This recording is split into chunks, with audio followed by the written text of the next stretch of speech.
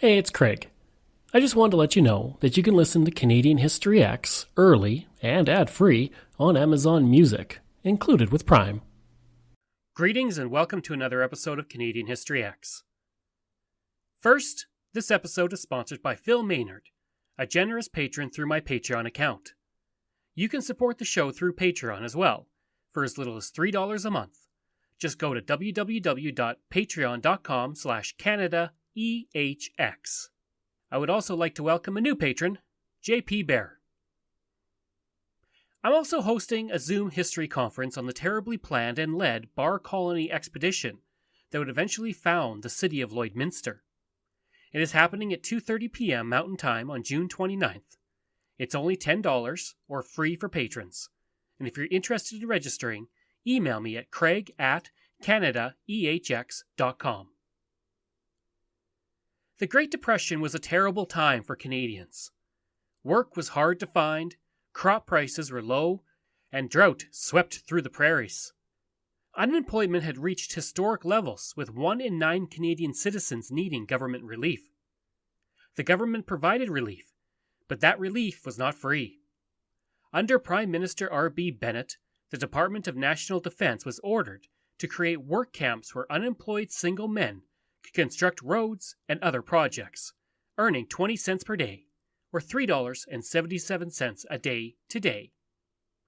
There was also restrictions on what the men could do with their free time, and with these incredibly low wages and poor working conditions where the workers often didn't have adequate clothing, the men of the camps decided to unite in 1933, creating the Workers' United League, led by Arthur Evans, also known as Slim. The organization would then organize the Relief Camp Workers' Union. According to one member, Ron Liversedge, the Tory government of R.B. Bennett had decided a role for the single unemployed. They were to be hidden away to become forgotten men, the forgotten generation. How naive of Mr. Bennett. Never were forgotten men more in the public eye. In December 1934, the organization held a strike with men leaving the camps and protesting in Vancouver. For 2 months they protested and occupied a Hudson's Bay store, the City Museum, and the library. On May Day, a parade of 20,000 strikers was held, along with supporters, and they marched to Stanley Park. The strikers would return to their camps after the provincial government and the city of Vancouver made the promise of forming a commission to look at the complaints. A commission was never formed, most likely because the government assumed that the problem would go away. With no commission, a second walkout was organized for April 4th, 1935. With this walkout, 1,000 strikers then made the decision to travel to Ottawa with a list of demands. They demanded 50 cents an hour, or $9.42 an hour today, for unskilled work, and union wages for skilled work. At least 120 hours of work a month, adequate first aid at camps, and the extension of the Workmen's Compensation Act to include camp workers. They also wanted recognition of their democratically elected workers' committees and the right to vote in elections for workers in camps. They also wanted the government to remove the Department of National Defence as the overseer of the camps. Throughout Canada, the strikers had immense support from regular citizens, many of whom were dealing with poor economic conditions themselves. Among the governments, the municipal governments pushed blame to the provincial government, while provincial governments pushed blame to the federal government, and the federal government pushed blame down below. On June 3rd, the men boarded boxcars and headed west in what would be known as the On-To-Ottawa Trek, making stops in Calgary, Medicine Hat, Swift Current, and Moose Jaw. In Calgary, 300 men joined the trek, and by the time they reached Regina, some estimates put the number of protesting men at 4,000. On the trek through the prairies, the leaders of the trek put down strict rules forbidding any panhandling or drunkenness. The entire group of protesters were organized into companies and sections, like an army would be, to ensure that no one got out of hand, and each group elected their own leaders. The trekkers were also clean-shaven and well-behaved, which impressed those they met along the way out east. People referred to the strikers as "our boys," highlighting their respect and admiration for the well-behaved group. In Medicine Hat, Calvin Cavan, would relate his memories of seeing the strikers. "I remember witnessing the historic trek to Ottawa when that train load of men went through Dunmore to see Prime Minister R.B. Bennett in Ottawa. It was unbelievable. They were so numerous that they were like flies on a jam pail." 11 days later, the protesters reached Regina, and on orders from the federal government, the railways refused to allow further travel on their trains. On June 17th, the strikers met with Robert Mannion and Robert Weir, 2 federal cabinet ministers.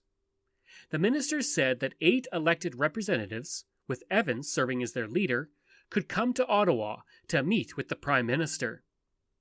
The condition put forward was that the rest of the protesters would stay in Regina. The protesters stayed in the stadium at the Regina Exhibition Grounds, with food supplied by the provincial government and the people of Regina. The decision to keep the protesters in Regina came from Bennett himself, who did not want them to reach Winnipeg, which he felt was, in his words, notable for labor radicalism. It was in Winnipeg that the Winnipeg General Strike, the largest strike in Canadian history, had been held a decade and a half prior. You can listen to me relate the history of that strike on an earlier episode of the podcast. In fact, as soon as the trek was announced in British Columbia, a local support committee was set up in Winnipeg, with the leader of the Cooperative Farmers Federation, S.J. Farmer, serving as the chair, and local communist leader James Litterick serving as the vice president.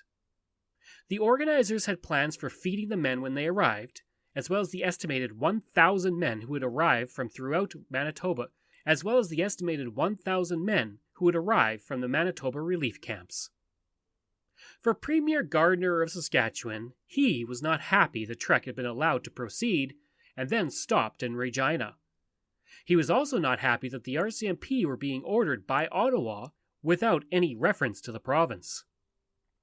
The federal government was able to do this because they invoked the Railway Act, which allowed them to oversee the law enforcement of the province, while stopping the train from traveling any further. Gardiner would point out that the trekkers could not be called trespassers by the CPR and CNR because they had provided them with train cars to ride on, whether they realized it or not, to that point. As for the 8 men, they would reach Ottawa and have a June 22nd meeting with Bennett. It did not go well. Bennett accused Evans of being an embezzler, and Evans called the Prime Minister a liar. The delegation was then escorted out of the building and into the street. They would return to Regina on June 26th. The On-To-Ottawa protesters attempted to travel east by car, truck, and train, but were stopped by the RCMP. It was decided that they would break up and head back to the west coast, since they could no longer head east. But the federal government insisted that the group disband on their terms, which involved going to a holding facility where the men would be processed. The leadership of the strikers did not want to do this, and they turned to Premier Gardiner and his cabinet for assistance. In the evening of July 1st, 1935, while the provincial cabinet was meeting to discuss the proposal, a public meeting was held in Market Square, ironically where the Regina City Police Station is now located, and they were going to update the public on the progress of the movement. Only 300 On-To-Ottawa trekkers were there, but the crowd numbered about 1,500 people. A poster for the rally would state, "Hear the reply of the authorities to strikers' delegation requesting immediate relief and opening of negotiations on counter-proposals to Bennett government's offer on concentration camps." On 3 sides of the square, moving trucks were parked, and behind and inside those trucks were RCMP riot squads. Regina police were in the garage of the police station as well. At 8:17 p.m., a whistle was blown, and the police charged into the crowd with batons from all 4 sides.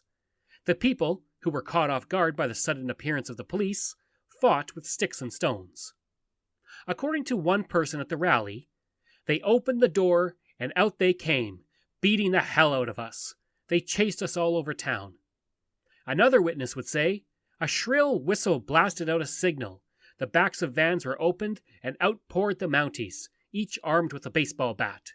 In less than 4 minutes, Market Square was a mass of withering, groaning forms, like a battlefield."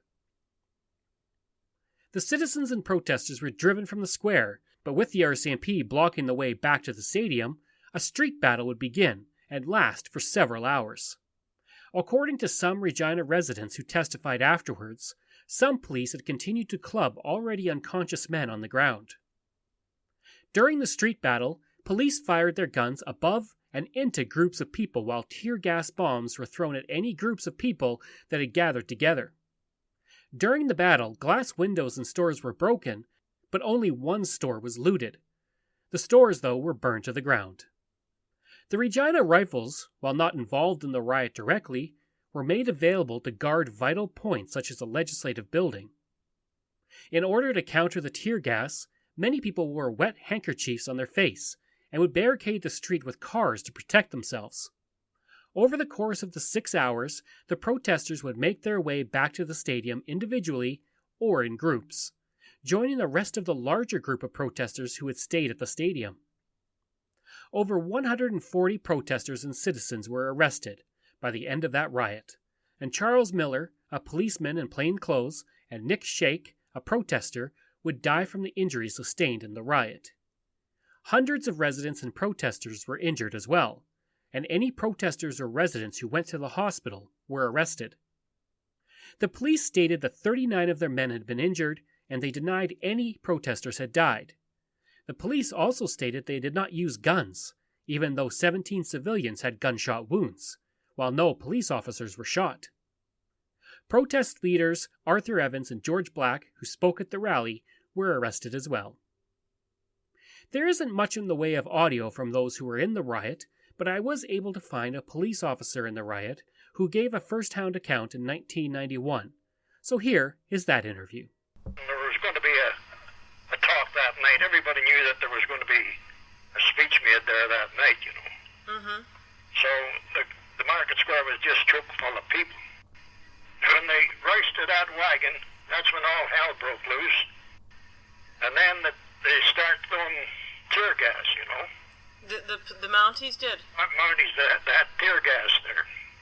Were your policemen aware that this was going to happen? Well, no, we weren't aware of what was going to happen, what was taking place. We knew there was going to be a meeting. Uh-huh. And they had to stop these guys right here. And they were going to continue to march to Ottawa. It seems that the people of Regina were pretty sympathetic to their cause. They were sympathetic to them, damn right they were. Yeah. Because that night when hell broke loose, citizens that I knew of was throwing stones at us just as well as the strikers were. And did you feel sympathy for the strikers too? But yet you were a policeman. You kind of had to do your job, you know. We had to do a job. We were making $103 a month, which was a hell of a lot in those days. You were working 14, 16 hours a day, you know, 6 days a week. Yeah. So, ordinary laborer was making 25 cents an hour. Guys on the railroad had good jobs, were making 35 to 50 cents an hour. So that, you know, it was a sense of values were all different then. I was reading in the Leader Post of 1935. Actually, is where I got your name. Yeah. And it was saying that you were injured on the square. Well, there was a lot of us. You see, and they had horseshoes piled up by the dozens. There are hundreds of horseshoes piled up there. So these are the things that the strikers grabbed that night, and the people around there to throw at the police, you know. Then one of our fellas, Charlie Miller, he went out there, and the city had a street repair and buggy there, tar buggy and iron bars and stuff like that there. And that's when Miller got killed out there. I have pictures of Alec Hill, who was one of my sidekicks, trying to pick up Miller off the market square where he was killed, and drag him back into the garage. And I come into the police station at that time from South Railway Street, and I took Miller to the General Hospital in the old police wagon. And I knew Miller was dead because back to the police station and reported him that he had passed away. So stuff like that, stays with you. Were you injured? Well, I got a crack in the right leg, but I didn't feel it, I didn't know that till I started taking off my pants the next day and I saw the blood there. Okay. But not seriously. We were all up around the Keynes Hotel and right down to 11th Avenue there. That's when Inspector McDougall, who later became Chief of Police here, he orders us to pull our guns and fire shot a volley over their heads, which we did. That's when they all started to scatter all over Hell's Half Acre, That's when we busted them up. Yeah, that's when they dispersed, isn't it? Yeah. Were they armed at all? I don't know. Only with sticks. Just, yeah. Fencing. Yeah. Did you, were there Mounties, you mentioned that you were shooting. Over the top of their heads. Yeah, over their heads. Well, we shot up in the air, not over their heads. Up in the air, we shot our guns Just to up in the air. That's what it was. Just to scare them, or to get them to make a disperse. hell of a racket. Yeah. As far as I can see, this was all directed from Ottawa. Because we had a chief of police that took no nonsense from anybody. And that was all directed from Ottawa to stop and hold the strikers here. Because if they had got east of here, instead of 26,000 or 2,600, it might have been 26,000 landed up at Ottawa. The day after the riot, a barbed wire stockade was erected around the area where the protesters were staying on the exhibition grounds, and news of the riot had reached across Canada. In Regina, the Leader Post had the headline, "Chaos on streets for 3 hours. Policemen stoned and strikers shot in heart of city." Another headline on the same page said, "Caught when mad riot starts, women, children trampled in stampede." Premier Gardiner agreed to meet with the protesters, but the protesters were arrested as soon as they left the area, only to be released soon after for their meeting with the Premier. Only 8 people, all strikers, would be convicted on charges of rioting and sentenced to prison. Premier Gardiner, after speaking with the protesters, wired the Prime Minister and stated that the police had created the riot and that the men should be fed where they are and sent back to their camps and homes as they requested. He was unhappy that the federal government had invaded into provincial jurisdiction as well. Bennett, believing that he had put down a communist revolt, agreed, while Gardiner seemed happy to have the protesters out of the province. The Saskatchewan government did provide free transportation back to British Columbia for the protesters as a gesture of peace. While Hugh Guthrie, the Minister of Justice, would state on July 2nd that the protesters had fired shots at the police, to which the police responded, no evidence was ever found to show that the protesters had shot at police. The RCMP, who stated they believed that the protest was a plan for armed revolution, were exonerated on all charges by the investigating Royal Commission. The Royal Commission, chaired by Chief Justice J.T. Brown, stated in its report that the federal government and RCMP should be exonerated and that the living conditions and food at the work camps was satisfactory. All blame for the trek and the riot was put on communists. The commission took the testimony of 359 people who provided 53 volumes of testimony, most of which put the blame on the police. As we see, that was ignored. Bennett, who was very behind the times with the Great Depression, would say of the riot that it was not a mere uprising against law and order, but a definite revolutionary effort on the part of a group of men to usurp authority and destroy government. The trek in the Regina riot would not bode well for Bennett, who would see his support in the 1935 federal election plummet from 135 seats to 39, costing him his position as Prime Minister.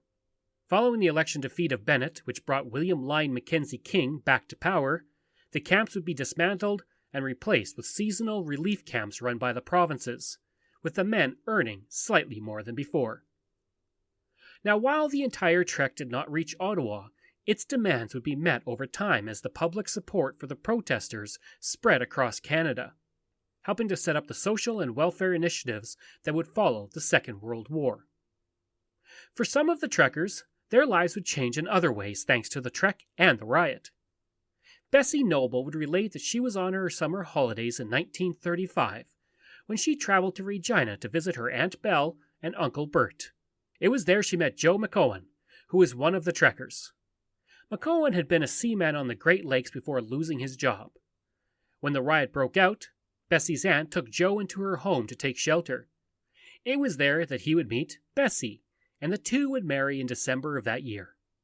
Their son, also named Joe, would become a Regina city councillor and put forward a proposal for a peace fountain out front of City Hall, where citizens could gather to successfully and peacefully settle conflicts. At the Frederick W. Hill Mall in Regina, a plaque highlighting the historic protest and riot can be found. On the plaque, there is little mention of the police storming the crowd or the reasonable demands of the protesters.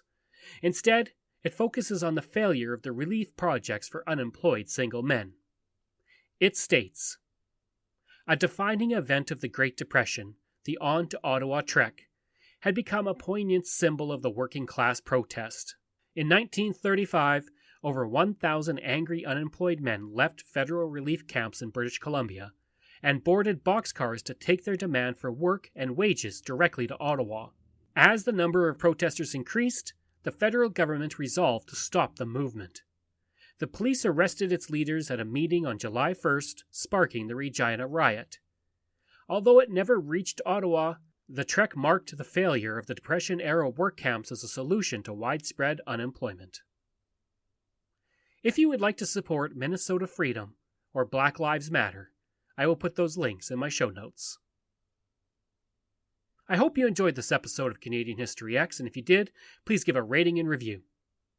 You can support the podcast at Patreon. Just go to patreon.com/CanadaEHX.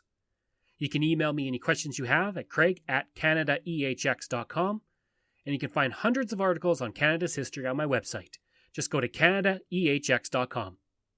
Information comes from Canadian Encyclopedia, Canada's History, the Regina Leader Post, Wikipedia, CBC, Parks Canada, Regina Before Yesterday, Up the Johns, the story of the Royal Regina Rifles, Alberta, A New History, Let Us Rise, a history of the Manitoba Labour Movement, Planes, Trains, and Wagon Wheels, Regina Cemetery Walking Tour, Saskatchewan, A History, Encyclopedia of the Great Plains, the Mackenzie Papineau Battalion. Thanks, and we'll see you again next time.